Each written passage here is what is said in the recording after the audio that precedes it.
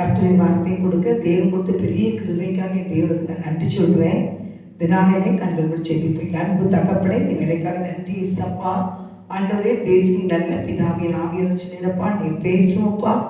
ஆண்டவரே நீ பேசும், நாங்கள் கேட்கிறோம். இயேசுவின் நாமத்தினால் ஜெபிக்கிறோம் நல்ல பிதாவே, ஆமென். இதனாலே சங்கீதம் 103 சங்கீதம் 17 வசனம், கர்த்தருடைய கிருபையோ அவருக்கு பயந்தவர்கள் மேலும் அவருடைய நீதி அவர்கள் பிள்ளைகள் மேலும் அனாதியால் என்றென்றைக்கும் உள்ளது என்று வேத வசனம் பார்க்கிறோம். கர்த்தருடைய பிள்ளைகள், கர்த்தருடைய பயந்தவர்கள் மேல் அவருடைய கிருபை நினைச்சுதான் இருக்குதான். அவருடைய பிள்ளைகள் மேலே நினைச்சுதான் இருக்குதா. கர்த்தருக்கு பயப்படுற ஒவ்வொரு பிள்ளைகள் மேலேயும் தேவனுடைய கிருபை நினைச்சுதான் இருக்குதான். அவங்களுடைய பிள்ளைகள் மேலேயும் பிள்ளைகள் மேலேயும் கர்த்தருடைய கிருபை இருக்குன்னு சொல்லி இருக்கிறார் ஆண்டவரே. அன்பு சகோதர சகோதரிகளே, 103 சங்கீதம் 17 வசனம். அதனால நீங்க எந்த காரியத்தை குறித்து நீங்க பயப்படாதீங்க. கர்த்தருடைய கிருபையை கர்த்தர் மேல நினைச்சிருக்கிறார், வைத்திருக்கிறார். அல்லேலூயா. கிருபை தான் முக்கியம். கிருபை இல்லாம நம்ம நினைச்சு உயிர் வாழவே முடியாது. அவனுடைய அனுகிரகம், அவனுடைய தயவு, அவனுடைய இரக்கம், அவனுடைய கிருபையா நம்ம மேல அன்பு வைத்திருக்கிறார். அவன் கிருபையா நம்ம எந்த தகுதியும் கிடையாது. ஏசப்பா பிள்ளையா இருக்கிறதுக்கு எந்த தகுதியும் கிடையாது. ஆனாலும் தகுதி இல்லாத நம்மளை அவர் இன்னைக்கு ரட்சித்து அவர் பிள்ளைய வைத்திருக்கிறாருன்னா அது பெரிய பாக்கியம். அந்த பாக்கியத்தை நீங்க ஒவ்வொரு பிள்ளையும் நினைச்சு பெற்றுக்கொள்ளணும். நீங்க கர்த்தருடைய பிள்ளைகளா இருந்துட்டு எப்படி இருக்கலாம் அப்படிங்கிறத ஆண்டவர் விரும்பல. இப்படித்தான் இருக்கணும்னு ஆண்டவர் சொல்லிட்டு இருக்கிறாரு. என் அன்பு சகோதரன் சகோதரியே, கர்த்தருக்கு பயப்படுற பிள்ளைகள் மேல அவருடைய நீதி அவர்கள் பிள்ளைகள் மேல இருந்துச்சு. அனாதையா இருக்குவான் நீதி உண்மை.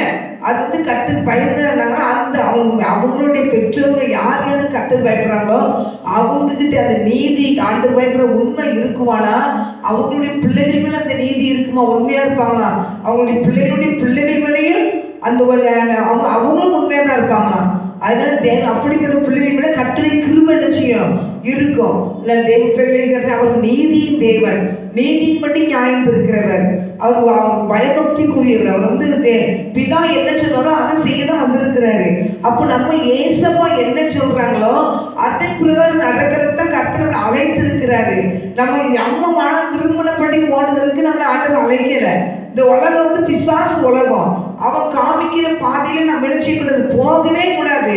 எது நல்ல வழி எதுன்னு சொல்லி பார்த்து நல்ல வழி எதுன்னு சொல்லி போட்டு அந்த நல்ல வழியில நடக்கவே தவிர தேவனுடைய பிள்ளைகளாகி நீங்க நினைச்சணும் ஆண்டவர் பயந்து ஏசப்பாவுடைய நீதி என் மேல இருக்கணும், எங்க பிள்ளைகள் மேல உடைய நீதி இருக்கணும், எங்க பிள்ளைகள் மேலேயும் நீ உங்களுடைய நீதி இருக்கணும் அப்படின்னு கேட்கணும்னா அப்படிப்பட்ட பிள்ளைகள் மேல என்ன செய்யலாம், கிருபை இருக்குதான். அல்லேலூயா. அவங்க மேல நினைச்சுதான் பிள்ளைகள் மேலும் அனாதியா என்றென்றைக்கும் உள்ளது. 18 வசனத்தை நீங்க பாத்தீங்கன்னா அவருடைய உடன்படிக்கையை கை கொண்டு அவருடைய கட்டளைகளின் படி செய்ய நினைக்கிறவர்கள் மேலே உள்ளது. அவருடைய உடன்படிக்கை அவருடைய கட்டளைகளை செய்கிற பிள்ளைகள் மேல உடன்படிக்கை வைத்திருக்கிறார்.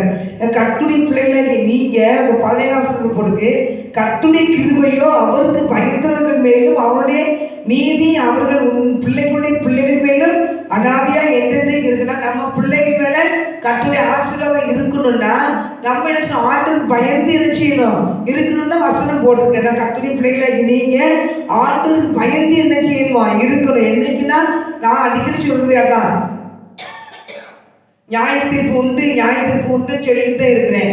அதனால வசனம் என்ன போட்டு நீங்க பாருங்க. அவர் வசனம் போட்டு 98 சங்கீதத்தில் 9 வசனம், அவர் பூமியை நியாயம் தீர்க்க வருகிறார், பூலோகத்தை நீதியோடும் ஜனங்களை நிதானத்தோடும் நியாயம் தீர்ப்பார். அப்ப நியாயம் தீர்க்கிற தேவன் நம்ம ஆண்டவர் யாரு, நியாயம் தீர்க்கிற தேவன். ஒவ்வொரு பிள்ளைகளையும் ஆண்டவர் நினைச்சாரு நீதியா நியாயம் தீர்க்க போறாரு. அப்போ கட்டுரை பிள்ளைகளை நம்ம அந்த பூமியை கொடுத்திருக்கிற அந்த பூமியை நம்ம ஏதோ நம்ம ஒரு 4 ஏக்கர் இடத்த வாங்கணும், ஒரு 5 சென்ட் இடத்த வாங்கணும், ஒரு 3 சென்ட் இடத்த வாங்கணும், 1 சென்ட் இடத்த வாங்கணும், 2 சென்ட் வாங்கி நம்ம வீடு கட்டி இந்த உலகத்தையே நம்ம தான் படைச்ச மாதிரி நம்ம நினைக்க கூடாது. ஆண்டவர் இந்த பூமியை மனுப்புத்திர கொடுத்திருக்கிறாரு. அதுதான் நம்ம நினைச்சு பார்க்கணும். வானசிங்காசனம் பார்த்து சொன்ன தேவனாய் கர்த்தர் அவர் பரலோகத்துல இருக்கிறாரு, பூமியை மனுப்புத்திற்கு கொடுத்திருக்கிறார்.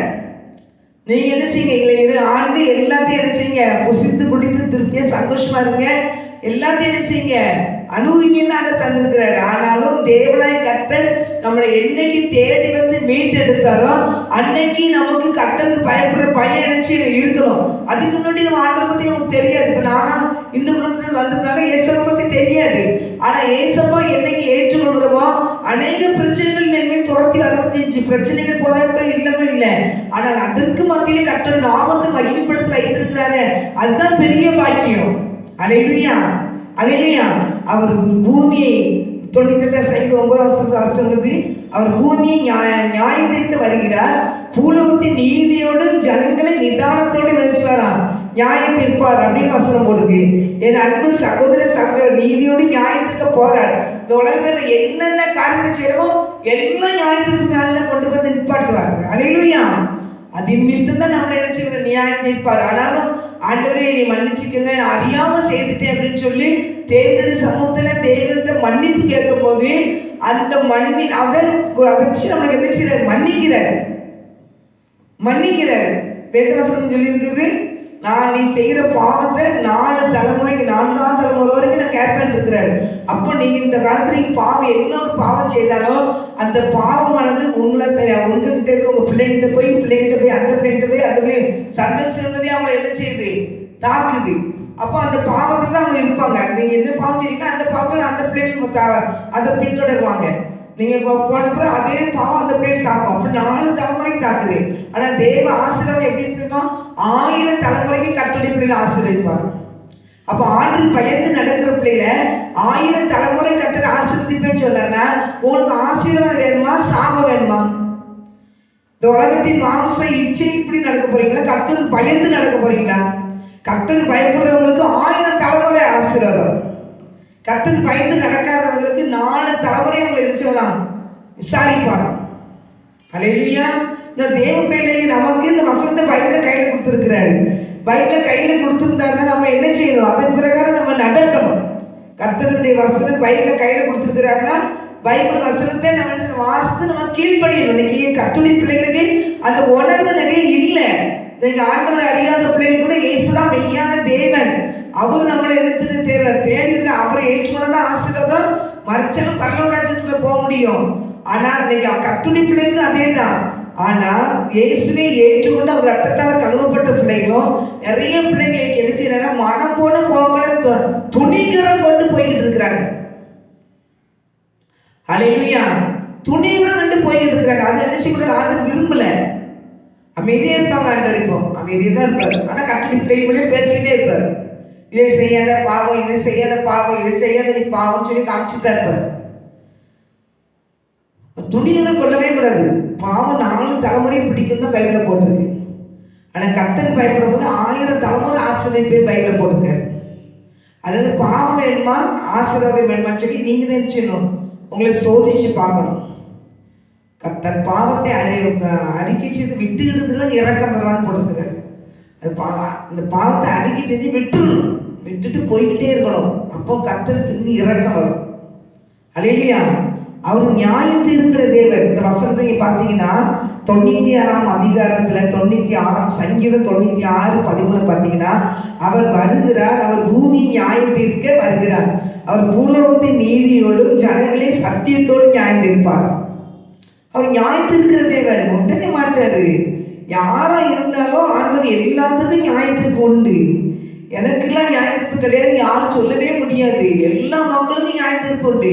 இன்னைக்கு இயேசுவை அறியாம இயேசப்பாவை ஏற்றுக்கொள்ளாம இன்னைக்கு இருக்கிற புரட்சாதி மக்கள், விக்கிரங்களுக்கு அடிக்கப்பட்ட மக்கள் இன்னைக்கு நிறைய மறைச்சிட்டு இருக்கிறாங்க. அவங்களுக்கு நியாயத்துக்கு கிடையாது. அவங்க அப்படியே அக்னிதான். அக்னியில அப்படியே போய் தான் விடுவாங்க. அவங்க நியாயத்துக்கு கொடுக்க மாட்டாங்க. ஆனா இயேசுவை அறிந்து இயேசுவ பிள்ளைல இருந்து பாவம் செய்து துணிகரம் கொண்டு மனம் போன போக்கில் போயிட்டு இருந்தா அவங்களுக்கு நியாயத்திற்கு கண்டிப்பா உண்டு. நீ மனம் திரும்பி ஆண்டவரை ஏற்றுக்கொண்டு தேவசந்தை விழுந்து பாவத்தை அறிக்கை செய்து விட்டு வெளியே வந்தாதான் கர்த்தருடைய ஆசீர்வாதம் என்ன செய்யும் இருக்கும். நீங்க தேவனுடைய ராஜ்யத்துக்குள்ள போக முடியும். ஆனால் தெய்வ பிள்ளைகளை நம்ம இன்னும் கர்த்தருக்கு முன்பாக பயத்தோடு நடுக்கத்தோடு காணப்படுதுன்னா பைபிள போடுது. பரிசுத்த அலங்காரத்தோட கர்த்தரை தொழுது கொள்ளுங்கள், அவருக்கு முன்பாக நடுக்கத்தோடு காணப்படுங்கள். ஆனா இன்னைக்கு என்ன செய்யல? எல்லாத்துக்கும் நியாயத்துக்கு உண்டு. இன்னைக்கு பயந்து சர்ச்சில் வராங்களோ இல்லை துணிகரமாக வராங்களோ எல்லா பிள்ளைகளுக்குமே நியாயத்துக்கு உண்டு. ஏதோ மறைவாக நின்று போய் செவருக்கு பின்னால் போய் நின்று பேசிக்கிட்டு இருந்தாலும் யாருக்கும் தெரியாதுன்னு கேட்காது நினைக்காதீங்க. ஏசப்பா பார்த்துக்கிட்டு இருக்கிறார். மனிதனே ஒரு கேமரா மாட்டிச்சு அதிகத்தை என்ன பஸ்லாம் கவனிச்சு கேட்டுக்கிட்டு இருக்கான். இன்னைக்கு ஒவ்வொரு வீடுகளையும் என்னென்ன தகவல் என்னென்னலாம் நடக்குது கேமரா மாட்டி வச்சு பார்த்துருக்காங்க. இந்த எல்லா கேமராவையும் பார்க்கணும். தேவ ராஜ்யத்திலிருந்து ஒரு கேமரா இருக்கு, பரலோக ராஜ்யத்திலிருந்து ஒரு கேமரா இருக்கு.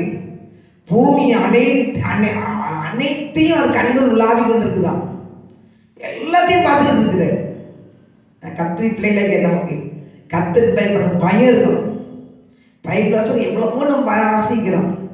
மிரியாமும் ஆரோனும் மோசைக்கிறதும் பேசுறாங்க, கத்துறது கேட்டாருன்னு போடுது. அவங்க பேசுறத கர்த்தர் கேட்டார். தேவ பிள்ளையே அவங்க உடனே சொல்றாரு, வாங்க எல்லாரும் வந்து ஒரு இடத்துல கூடுங்கிறார். பேசி கடைசி மித்தச்சு அந்த பழைய காலத்துலலாம் உடனே உடனே உடனே உடனே தண்டனை. உடனே மிரியாவுக்கு என்னச்சு குஸ்தூரம் வந்துச்சுன்னு பார்க்குறோம். பார்த்துக்கிட்டு இருக்கிறார். கத்துரி பிள்ளைய நாகமான் கூட போனார், கேஎஸ்சி அங்கே பொய் சொல்கிறாரு. உடனே அவனுக்கு கிடைச்சிச்சு. அந்த நாகமானுக்குள்ள இருக்கிற குஸ்தூரமும் அவனுக்கு தாகிச்சு. யாருக்கு? கேஎஸ்சிக்கு தாகிச்சு. உடனே உடனே ஆண்டவருடைய கோபம் பற்றி எரியுது. ஆனால் இந்த நாளையில் ஏசப்பா இருக்கிறதுனால கிருபையாக மன்னிக்கிறாரு ஆண்டவர். கிருபையின் காலத்தில் ஏசப்பா காலத்தில் நம்ம இருக்கோம். பிதாவை காலத்தில் பட்டு பட்டு பல்லுக்கு பல்லு கண்ணுக்கு கண்ணு உடனே டக்குன்னு உடனே அந்த ஓய்வு நாளில் கூட அவங்க வேலை செஞ்சாங்கன்னு சொல்லி உடனே கல் எரிச்சு கொண்டுறணும்னு மோசை காலத்தில் இருந்துச்சு.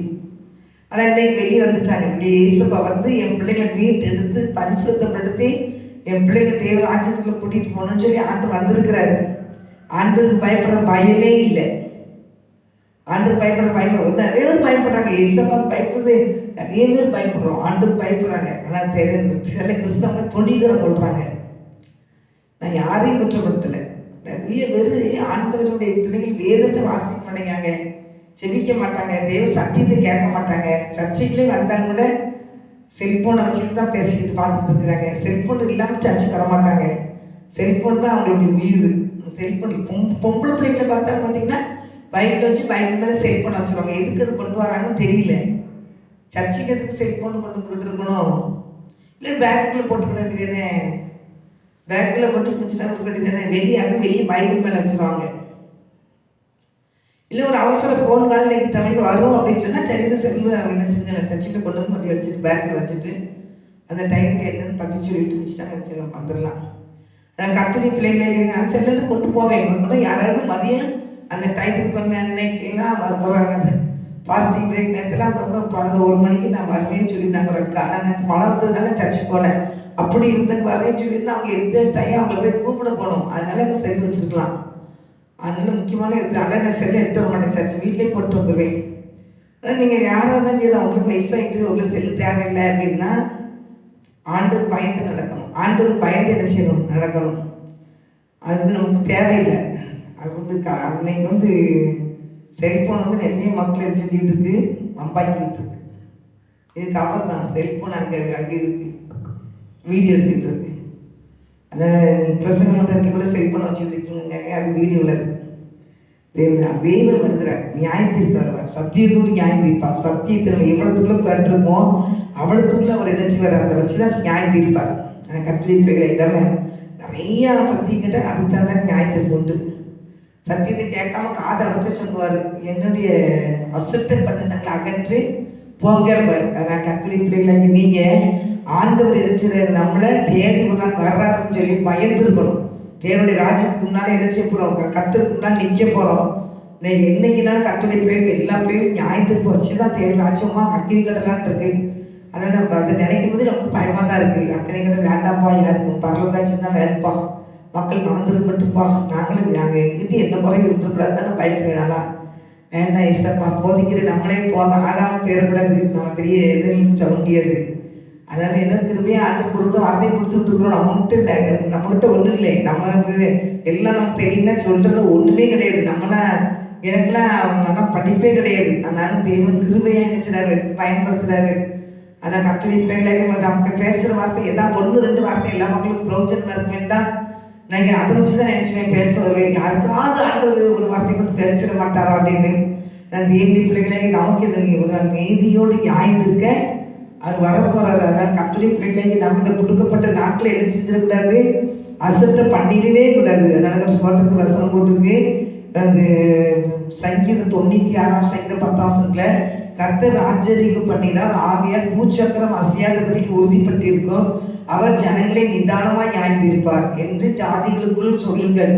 நிதானமாய் நியாயம் தீர்ப்பாராம் ஆண்டவர். 13 போட்டு சங்கீதத்தில் அதே அதிகாரத்தில் 96:13 போட்டிருக்கு, அவர் வருகிறார், அவர் பூமியை நியாயத்திற்கு வருகிறார், அவர் பூலோகத்தின் நீதியோடும் ஜனங்களை சத்தியத்தோடு நியாயத்திருப்பார்.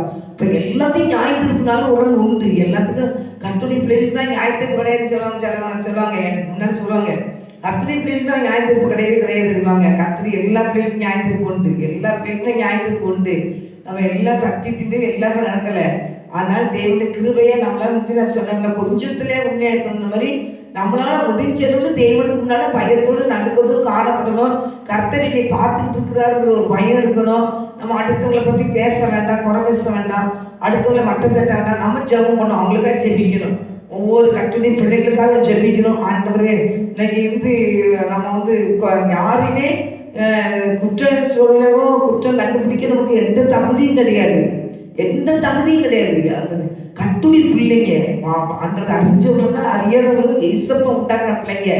நம்ம யாரையும் குறை சொல்லவே தகுதியே கிடையாது. நம்மளை ஆண்டவரை நாம் என்ன பொறுத்தாலும் மன்னிச்சுக்கோங்க, நீ நான் ஒவ்வொரு பிரியமான பிள்ளையா இருக்கணும்ப்பா, என்னை பரிசுத்தப்படுத்துங்க அப்படின்னு சொல்லி நம்மளே என்ன செய்யணும், நம்மளை தாழ்த்தணும். கத்துருங்களா? அதான் ஒவ்வொரு ஊழியக்காரங்களுக்காக நம்ம செபிக்கணும். ஊழியக்காரங்களுக்காக நம்ம ஜோம் பண்ணி ஆண்டவரே உடைய பிள்ளைகளை கொண்டு வல்லமையா பயன்படுத்துங்கன்னு சொல்லி நம்ம கண்டிப்பா நம்ம ஜெபிக்கணும். அதனால தேவனுடைய பிள்ளைகளை நீங்க ஒவ்வொரு கர்த்தருடைய பிள்ளைகளுக்கும் ஜெபிங்க. அதனால நம்ம யாரையுமே ஏசப்படி வேலையை செய்யணும். ஏசப்பா அவங்களை குறிச்சு எவ்வளவு வேதனைப்படுறாரோ அந்த வேதனை நமக்கு என்ன செய்யணும், இருக்கணும். நம்ம சகோதரி நம்ம கூட பிறந்தவங்க சில காரியத்தில் தப்பு பண்ணிட்டாங்கன்னா மட்டம் தட்டுவோமா, ஐயா அதெல்லாம் கிடையாது, அவங்களால வந்தது, இந்த குறையே கிடையாது, அவங்க தான் இப்படி படுத்தி இப்படி தட்டிட்டாங்க, ஆட்டை தட்டி இழுத்துட்டாங்க சொல்லிங்க. உங்க சகோதரிகள் யாரா இருந்தாலும் நம்ம எல்லாமே சகோதரிகள் எல்லாம் ஊழியம் செய்யற பிள்ளைகளாக தான். ஊழியம் செய்யாத பிள்ளை நம்ம சகோதரி நம்ம தேவ சாயிலாவே நம்ம படைச்சிருக்காங்க ஆண்டவர். தேவனுக்கு எல்லாரும் பிள்ளைகள்னா அப்போ நம்மளுக்கு எல்லாமே சகோதரிக்கு தான். யாரையுமே குறைச்ச வேண்டாம். எல்லா பிள்ளைகளையும் கர்த்தர் ஆசீர்வதிக்கணும், எல்லாம் ரட்சிக்கப்படணும். எல்லாத்துக்கிட்டையும் ஆத்மா இருக்கு, அந்த ஆத்மா பரலோகத்துக்கு வரணும், மனம் திரும்பணும். அந்த மனம் திரும்புதலுக்காக நம்ம ஜெபிக்கணும். தேவ பிள்ளைகளாக நீங்க அவர் நியாயத்தோடு வருகிறார், நீதியோடு நியாயம் இருக்க போறாரு. ஆனால் நியாயத்திற்கு நாள் ஒரு நாள் கர்த்தருடைய பிள்ளைகள் நிற்க வேண்டிய சூழ்நிலை வரும். அப்போ அந்த நேரத்தில் தேவனாகிய கர்த்தர் நம்மளை கிருபையா மீட்டெடுத்து கர்த்தரால் ஆசீர்வதிக்கப்பட்டவர்களே, உலகம் உண்டானது முதல் உங்களுக்காக ஆயத்தம் பண்ணப்பட்ட ராஜ்யத்துக்குள் போகன்னு சொல்லி காமிக்கணும். இந்த பக்கம் கையை காமிக்கும் போது தான் என்ன பரலோகத்தில் போகணும். அதுக்கு முன்னாடி அப்பா அந்த இடத்துல நிற்கும்போது பயமும் நடுக்கும் வரும். ஆண்டவரே இசப்பா என்ன தப்பு செஞ்சேன்னு மன்னிச்சுக்கணும்னே அங்கே போய் மன்னிப்பு கேட்கறதுல பிரயோஜனம் இல்லை. இந்த உலகத்துல இருந்து நான் மன்னிப்பு கேட்டு தேவனுக்கு முன்னால பயத்தோடு நடுக்கத்தோடு ஒரு நாள் நியாயத்துக்குள்ள நிற்க போறேன் அப்படிங்கிற ஒரு பயத்தோடு நீங்க நடந்தீங்கன்னா கண்டிப்பா கர்த்தர் ஆசீர்வதிப்பாரு. அப்ப நம்ம இன்னொரு வார்த்தை சொல்லியிருக்கிறார், என்னை அசட்டை பண்ணவர்கள் என்னை விட்டு அகற்று போங்கள், பிசாசுகவும் அவன் தூதனுக்கும் பண்ணப்பட்ட அக்னியில போய் பங்கடைங்கன்னு சொல்லிடக்கூடாது. கர்த்தருடைய பிள்ளைகளை இன்னைக்கு பயத்தோடு நடுக்கத்தோடு இருக்கு. அந்த பயம் நடுக்கம் இந்த பூமியில இருக்கும்போது நமக்கு இருக்கணும். ஆண்டவர் பயந்து நடக்கணும். ஏசப்பா என்னை பார்த்துக்கிட்டு இருக்கிறாங்க, ஏசப்பா நான் பேசுறத கேட்கிறாங்க, ஏசப்பா என்னுடைய எண்ணங்கள் நினைவுகளை பார்க்கிறாங்கிற ஒரு பயமும் நடுக்கமும் கர்த்தருடைய பிள்ளைகளுக்கு இருக்கணும். அப்படிப்பட்ட கிருபையும் பாக்கியத்தையும் கர்த்தர் தந்து நம்மளை ஆசீர்வதிப்பாராக. ஆமென். முடிச்சு வைப்போம். தகப்பனே இந்த வேலைக்காக நன்றி சொல்றேன். ஏசப்பா இந்த வேலையிலையும் கூட தகப்பனே இப்படி வார்த்தையை கொடுத்திருக்கிற ராஜா ஆண்டவரே, எங்கிட்ட என்ன குறை இருந்தாலும் மன்னிச்சிருக்கப்பா, குற்றம் தான் மன்னிச்சிருக்கப்பா. நாங்க யாரையும் அசட்டை பண்ணிடக்கூடாதப்பா, நாங்க யாரையும் அசட்டை பண்ணிடக்கூடாதப்பா. யார்கிட்ட எந்த குறை இருந்தாலும் ஏசப்பா எங்களை மன்னிச்சு எங்களை ரட்சித்திருங்கப்பான்னு நாங்க ஜெபிக்கிறோம்ப்பா. அப்படிப்பட்ட கிருபையும் பாக்கியத்தை நீங்க தந்து நீங்க ஆசிரியங்க. ஒவ்வொரு பிள்ளைகளையும் பரிசுத்தப்படுத்துங்க. பரிசுத்தப்படுத்துங்கப்பா. எல்லா மக்களையும் ரட்சித்து தாங்கப்பா. ஆண்டவரே, ஒரு விஷயம் எங்களுக்கு ரத்தத்தால கழுவி பரிசுத்தப்படுத்துங்கப்பா. நாங்கள் உமக்கு முன்பாக நிற்கத்தக்க பாத்திரங்களாக நாங்கள் எப்போதும் எங்களை பரிசுத்தப்படுத்திக் கொண்டே சமுதிரம் ஜெபித்து கொண்டே இருக்க எங்களுக்கு கிருபை தாங்கப்பா. தாழ்த்துக்கிறோம், வெறுமையாக்குறோம். கர்த்தர் நான் மாத்திரம் எங்க மூலியமா மகிமைப்படுறியா, எங்க மூலியமா உங்க நாம மகிமைப்படுறியா, எங்க மூலியமா நாம மகிமைப்படுறியா. எங்களை தாழ்த்துக்கிறோம், வெறுமையாக்குற கர்த்தாவே. அடுத்தவங்களுக்கு நாங்கள் பிரோஜனமா இருக்கணும்ப்பா. உடைய வார்த்தையை தகப்பனை ஏற்ற வார்த்தை கொடுக்க எங்களுக்கு நீங்க எடுத்து பயன்படுத்துமப்பா. அப்படி கர்த்தர் பெரிய காரியங்களை செய்ய எங்களை தாழ்த்தி வெறுமையாக்குறேன். என் தகப்பனுடைய நாம மாத்திரம் பயன்படுத்தும். இயேசு கிறிஸ்துவின் நாமத்தினால ஜெபிக்கிறேன் நல்ல பிதாவே, ஆமென். ஆத்துமாவே கர்த்தரை சோதரி, உங்களுடைய விசுவாசத்தை சோதரி. ஆத்துமாவே கர்த்தரை சோதரி, கர்த்தர் செய்த சகல உபகாரங்களையும் மறவாதே. ஆமென், ஆமென், ஆமென். ஹல்லேலூயா, ஹல்லேலூயா, ஹல்லேலூயா. கர்த்தர் உங்களை ஆசீர்வதிப்பாராக. ஆமென்.